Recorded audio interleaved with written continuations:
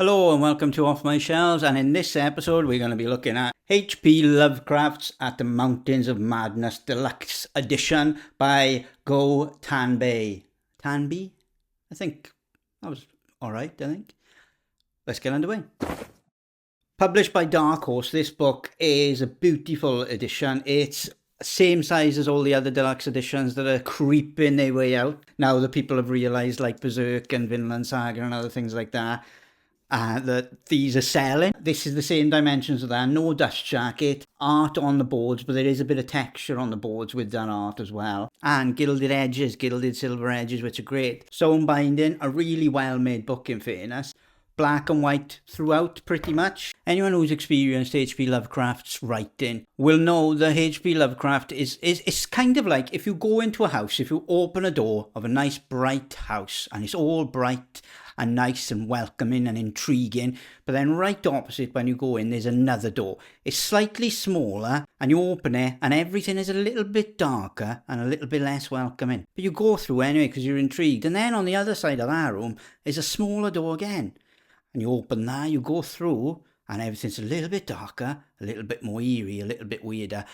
That's his writing. It keeps going and going and going until it gets claustrophobic and weird and thrilling, and you don't know what's going to happen, when it's going to happen. And I think that's the beauty of H.P. Lovecraft's writing, is that you genuinely have no idea what to expect, because some of the monster concepts he comes up with, some of the kind of ancient civilizations and extraterrestrial beings and all this imagination, he'll keep you right where he wants you until the very end. And then when he reveals it, you're just like, well, I wasn't expecting that.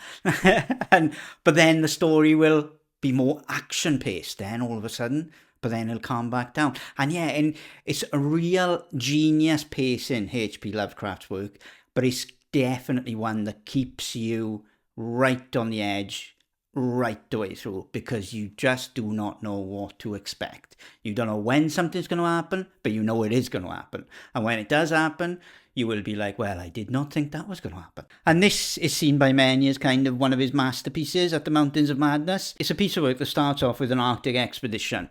Now, the Arctic expedition kind of horror thriller is a great thing because instantly, you're in a very barren landscape. You're in a place that's very unknown, very unforgiving, very hard to live. Nothing lives there. It's freaky and scary and terrifying as it is. So the backdrop is great for this type of idea, I think. But it's set in 1930 to 31, and Professor Dyer, who is a geologist, is organising an expedition out, an Arctic expedition. There have been prior ones and previous ones, but this is all about really understanding Antarctica, drilling down, understanding it geologically, understanding the biology if there's anything. And so he takes a lot of professors and experts in the field and doctors to explore in minute detail all the different characteristics of this place.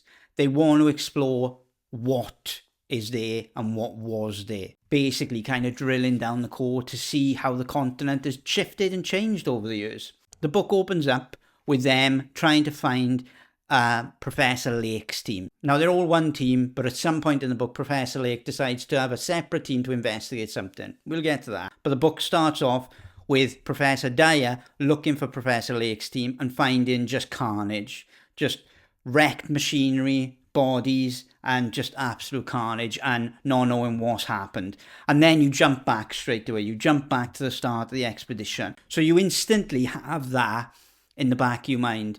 You know the Professor Lake is done for. You know his team is done for, but you don't know why, you don't know what happened, and you don't know what's going to happen to the rest of the team. But you know that's coming. So you're reading and you're waiting for that to happen. But other kind of twists and turns happen along the way. Don't expect this lightning fast pace.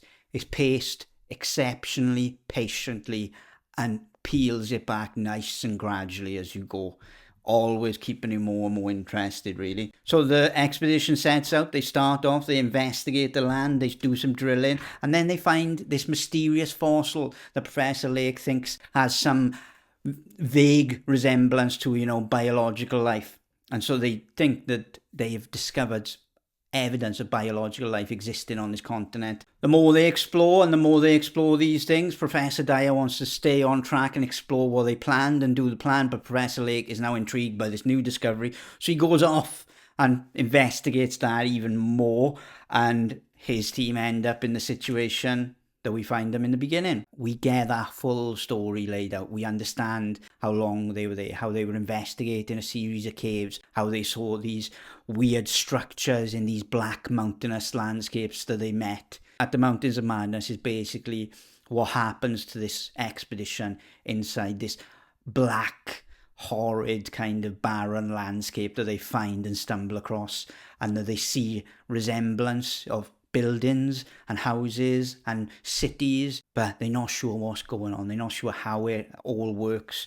And it's basically just them going through that and going further and further down that rabbit hole, opening all those doors till it gets smaller and smaller and smaller and smaller until, bang, action happens and all hell breaks loose. Hellboy and all that was my kind of introduction to H.P. Lovecraft. I knew of him beforehand and I had read some of his work beforehand, but the admiration I have for him came from the admiration that Mike Mignola and several people in the Mignola-verse had, because again, a lot of the monsters and creatures that are created in Hellboy's universe are really heavily inspired by H.P. Lovecraft. His monsters or extraterrestrials or beings or bad guys or whatever you want to term them, they're always so unreal and so unlike anything your imagination can conjure that it almost makes them, you don't know whether to laugh or be afraid. It really is bizarre creations that H.P. Lovecraft creates, and this is no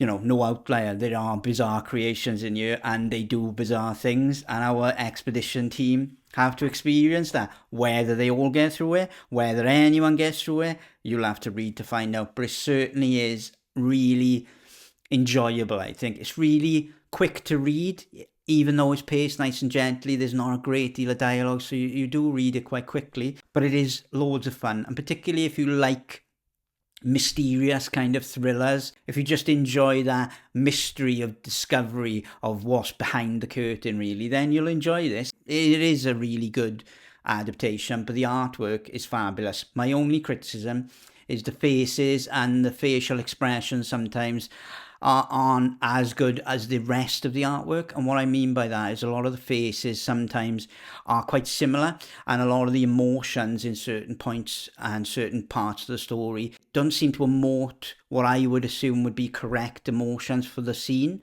But again, that's up for debate, I think. But what's not up for debate is his drawings of landscapes and environments and kind of really imposing architecture and nature is phenomenal. I mean, it's packed with just lush spreads of just this barren landscape that's just totally and utterly intimidating on every level. And yeah, it's a fantastic read. I'm definitely going to pick up more of the H.P. Lovecraft's adaptations by Gou Tanabe.